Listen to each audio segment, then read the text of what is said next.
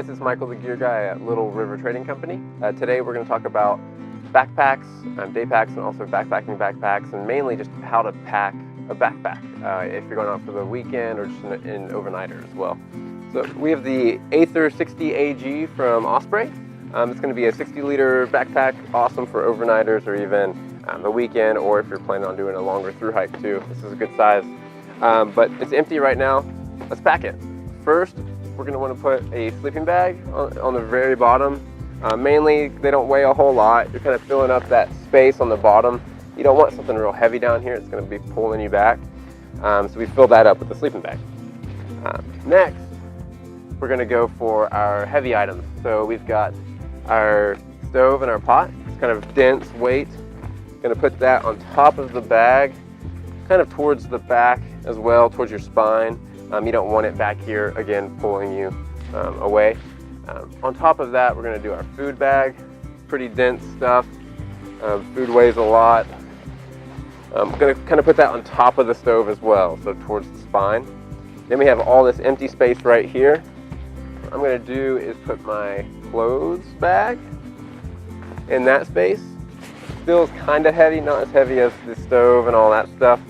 So we're just going to fill that space up with the clothing. Then with all of these stuff sacks, we have a good amount of just empty space created by the sacks. So what I like to do is I store my tent just open like this without a stuff sack. I kind of stuff this around everything else that I put in here. Kind of fill up all that space, all the empty air space inside the pack. Then your rain fly for your tent, I keep it in the stuff sack that it comes with. You can also get a dry sack as well, mainly because if it's raining, you don't want to put your dry tent in with your wet rain fly.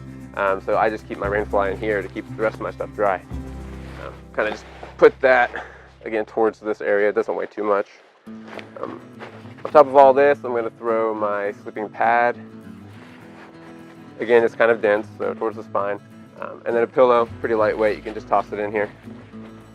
So we've got our sleeping bag. You're going to get to it last when you're backpacking. You're not really going to need it during the day.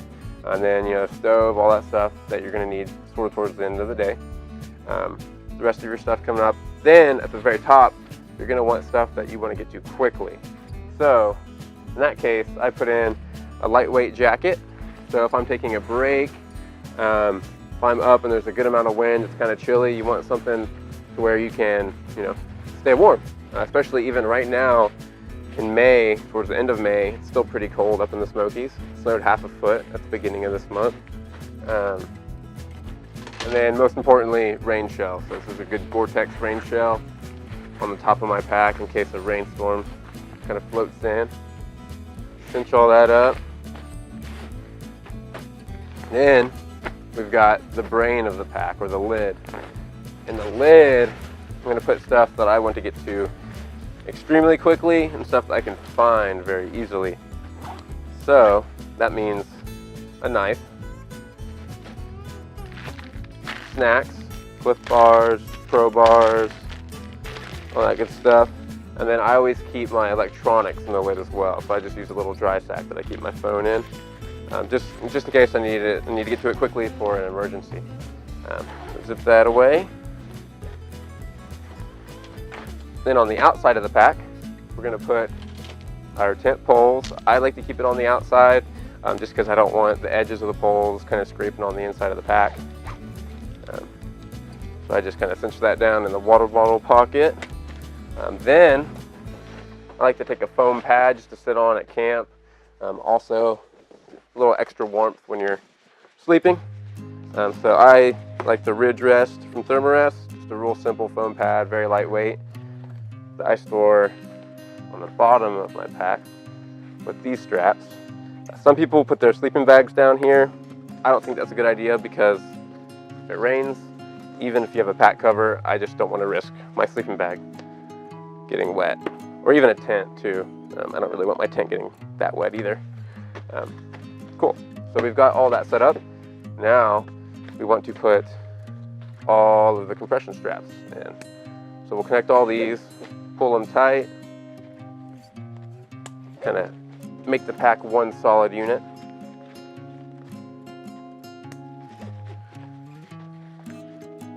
And this is very important just because if you don't do this, when you're walking around, your gear is going to just be moving around the entire time instead of just staying in one solid spot. We got those, and then the side compression. This is the most important. And you can yank these down as tight as you can too. These things can't break. So on this side. And now we're ready to go hiking. So that's how you pack a backpack.